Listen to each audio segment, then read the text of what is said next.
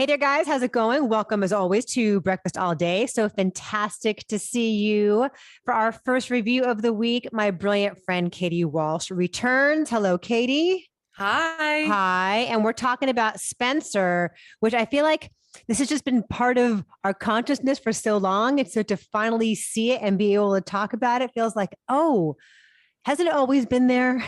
I feel like we've seen so many photos of Kristen Stewart in the Well, we've outfits and only the seen the hair. one. I mean, it was the one photo Mm-hmm. where she's sort of looking out and she's wearing the red hat. And then we saw the poster. So it was like kind of a brilliant marketing campaign to just give us these tiny little crumbs and imagine and fill in the rest. Yes. So please tell us what it's actually about.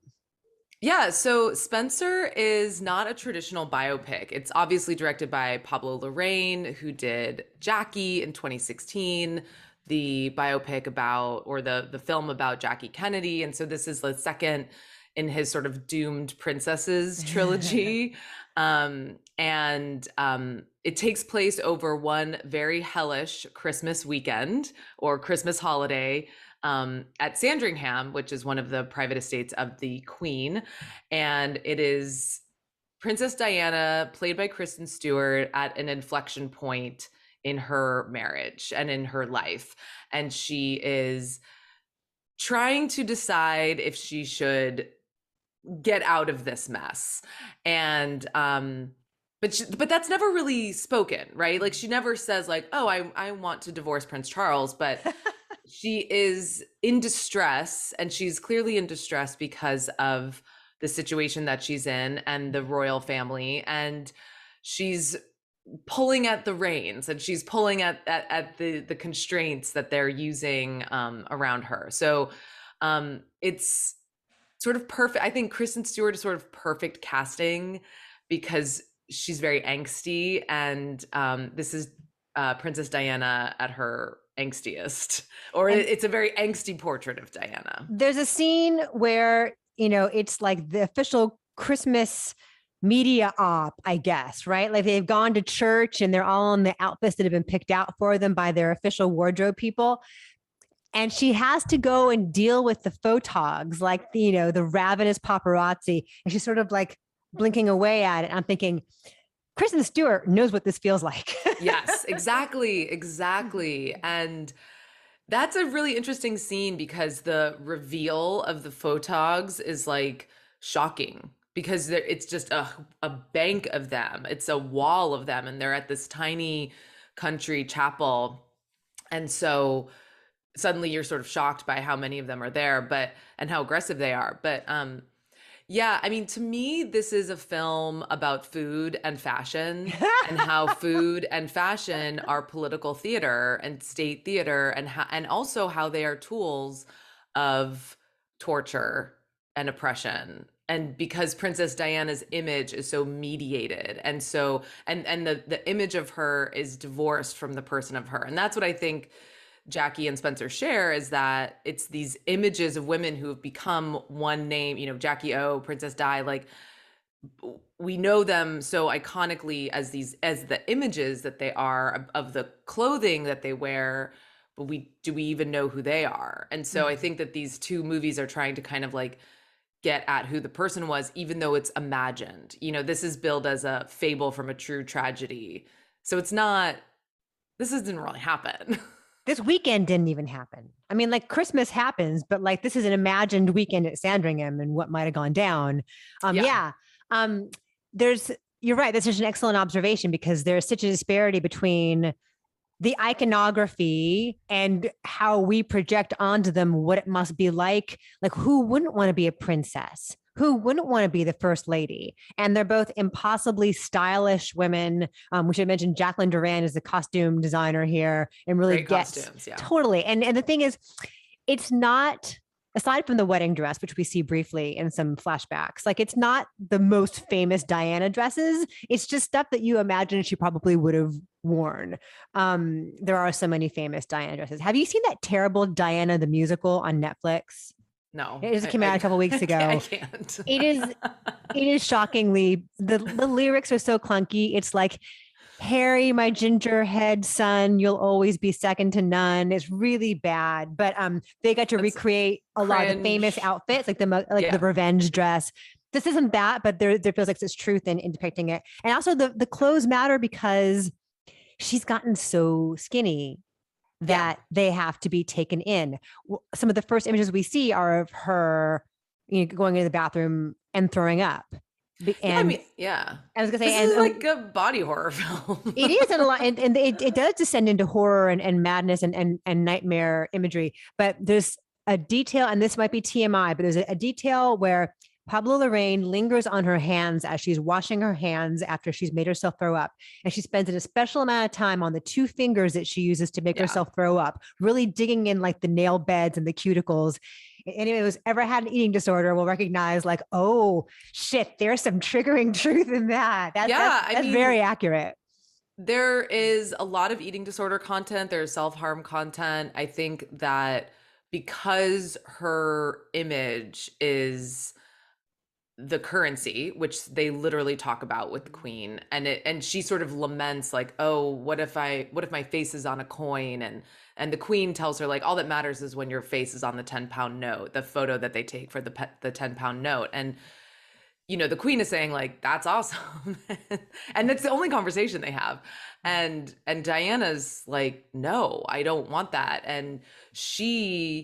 But she already is currency in the media, and her body and her image is like where this battle is waged, because they're saying, wear this on Christmas brunch, wear this on Boxing Day lunch, wear this. And she keeps switching up the outfits, and it's like, that's her little rebellion. And I also think her refusal of the fine food that is made is also a rebellion, and she binges and she purges. And I love Sean Harris, who plays the chef Darren, Mm, I think it's also significant that the only two people who she can talk to are the chef and the dresser, played by Sally Hawkins. she's so great in And this. Mhm. um she doesn't talk to really any of the royal family. She just talks to, these people who are there to serve her, and they're her confidants. And Sean Harris is so great. I mean, he leads his team of chefs like an army, and he keeps calling them brigade. And Maggie is the only person that she can really talk to, the Sally Hawkins character. So I do think it's significant that she is that these people who are in charge of the food and fashion are the only ones that she can kind of talk to. And she's trying to wage these little rebellions against the control of what's Mhm. going on there. We should mention who shot this, and that is the great Claire Mathon, who also shot Portrait of Lady on Fire, which you Yeah, usually have as your poster behind you. For those of I you who know. are Well, look, listening, yeah, that's Heloise. okay. Oh, I see. Yes. For those of you who are watching, you can see Katie's, oh, very nice. Katie's background production design. But for those of you who are listening, she is usually someplace where she's got the Portrait of Lady on Fire poster behind her. And so there is, within the nightmare vibe of this, there's also kind of this gauzy, dreamlike hope. There are Yeah. moments like where she's out on the beach with Sally Hawkins. There are moments where she like steals freedom for herself in little snatches and glimpses. And like it's incredibly beautiful. But also there's a lot that happens in the darkness, in the corridors, at night, where it's such a magnification of how utterly alone she is. I mean, yes, she's a mom to her boys, and she clearly loves them, and that's the purest source of her identity. Um, but those moments aren't always her own, and those moments Hmm. come few and far between, and she has to sort of steal them. Also, we should mention the score. Oh, the score is incredible. God, I love So Johnny Greenwood. Johnny Greenwood, just throw an Oscar at that man right now. But um, so I saw this movie twice, Okay. and the first time I was sort of overwhelmed by the score, because it goes from classical strings to like abstract jazz with horns, and it's very melodramatic, and it sort of adds to this like almost campiness of the movie. And then the second time I was more taken in by Kristen Stewart's performance and some of the details and things like that. But the score just makes this movie. And I also think that Michael Levi's score for Jackie makes Mhm. that movie. And it's like these movies are just, they're of a piece. They're like these tapestries, and every single thread is creating the portrait. And I just love them so much. We should mention also Timothy Spall Yes, he's as great. what's his job? He sort of like helps shepherd everything and wrangle everything. What would you He's just a describe him as? military officer. Yeah. He's a major who's been brought in to like run the show of the Christmas weekend, but also really to keep an eye on her. And he is just constantly watching her. And I think it lends to this idea of the panopticon. So there's the media of the panopticon of the media just constantly looking at you. And then even inside this house, there's no privacy. Someone's always watching you. Someone's always listening to you. You know, they weigh her upon entry to the house. You know, it's like this constant surveillance, even in an intimate space. And she is just desperately trying to escape from that. And yes, you mentioned the boys. I think the moments with her sons are adorable and so cute, and like you can really see her come alive there. And um, they're so hard fought, even in her own like even in within the structure of the family, but even because she is struggling so much that she can't really even be there for them in the Yeah. way that she wants to. I read an interview with the screenwriter Stephen Knight, who also did Locke, which is brilliant, which is just Tom Hardy in a car by himself, Mhm. which we gave him our LA Film Critics Best Actor award for. Stephen Knight also wrote the completely batshit Serenity. Hot take, didn't mind it. It's Didn't crazy. mind it. It Didn't mind commits it. to its insane premise. It's crazy. But so he's got some like there's real ambition, there's real narrative ambition Yeah, throughout all the ways. I never watched Peaky Blinders, but neither did I. he also did Peaky Blinders. But there's, you can see the ambition here because, yeah, this is not a true story, but there are nuggets of reality in it. And so the thing with them being weighed, that actually happens. Yeah, Whoa. that they all just a bit of fun. They all Just a get bit of weighed at the beginning fun. of the weekend, and then they see how much they weigh afterward to find out how much they have enjoyed themselves. And it's so messed up. I mean, and it's such a bizarre tradition that does not take into account like what people's body image might be in the present day. It's just Even nothing this matters. even the scale they use, I had no idea what it was at first because they're sitting on it Mhm. and they're like, "Oh yeah, Prince Albert started this." And you're like, "Oh, that's the scale from Prince Albert. Like that's the Victorian England scale." Um yeah, it's interesting. So, you know, this I've seen some people criticize this film for not exactly being subtle in its metaphors, Mm. and it's not. And I'm okay with that. I mean, as someone who liked Serenity, I'm fine with the non-subtle metaphor. I don't need all my metaphors to be subtle, especially in something like this. It's like an imagined fable about a princess trapped in a castle. Mhm. So I do think that there are some moments that people might sort of eye roll, but I enjoy it. I think it's great narrative payoff for the metaphor, the thing that they're trying to say. And she's Um, so good. And yes. I mean, the best work we've ever seen from Kristen Stewart. I think we hopefully have long since hung up the notion that she was just in Twilight and like, oh gosh, she's also a good actress. Like, yes, for a long time now. I stand Case Stew. If you Right. And haven't like seen prior to Personal this, Shopper, yes, personal. And before that, she was good in Panic Room. Like before yeah, Into Twilight the ever Wild, happened. Adventureland. Yeah, she's a good actress. She's great. She's a great actress. And I think my favorite Kristen Stewart movie is Personal Shopper, but she's very good in this. And she understands the assignment, as the What is kids the say. assignment? Well, you know, because that it's like slightly over the top and that she's doing she's doing a imitation, and so there are hints of camp to me in both of these films, but she grounds it Mhm.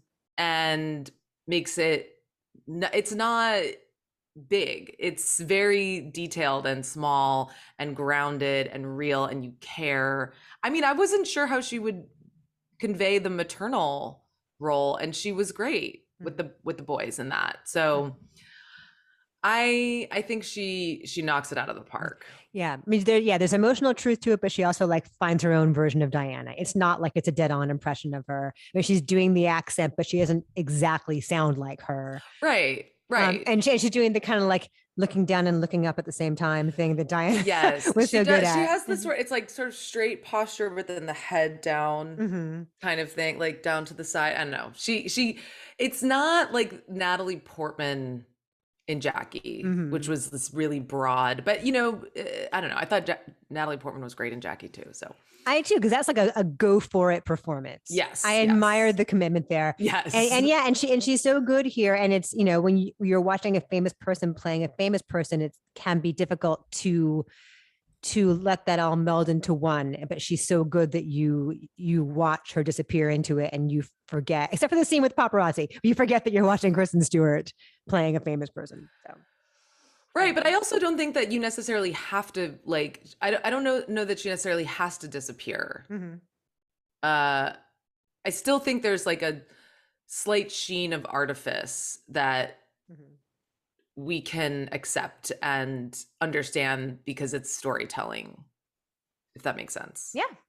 Yeah. Because it's a heightened version of Yes. what probably happened. And Yeah. we know that from the start. Anyway, it's pretty Right. great. What's your number? I'm gonna give it an 8. Okay. I'm saying 8.2. Our number's an 8.1. Spencer's out there in theaters. If you're feeling good about going to theaters, this is a really great opportunity to go see it because it's got to be experienced for just like the wild fairy tale Yeah. visuals of it. And the sound, the score, Yeah, it's like a true experience of cinema. totally. So, Katie Walsh, you are on Twitter at Katie Walsh STX. yes, you are. And we are at BeFast All Day on Twitter and Facebook and Instagram and all the places where you find stuff. Come join our Patreon, which is patreon.com/BeFastAllDay. If you're watching us on YouTube, please like this and subscribe and tell your friends and tell us if you saw Spencer and what you thought of it. And we are back with more. Thanks, guys. Appreciate it. Bye.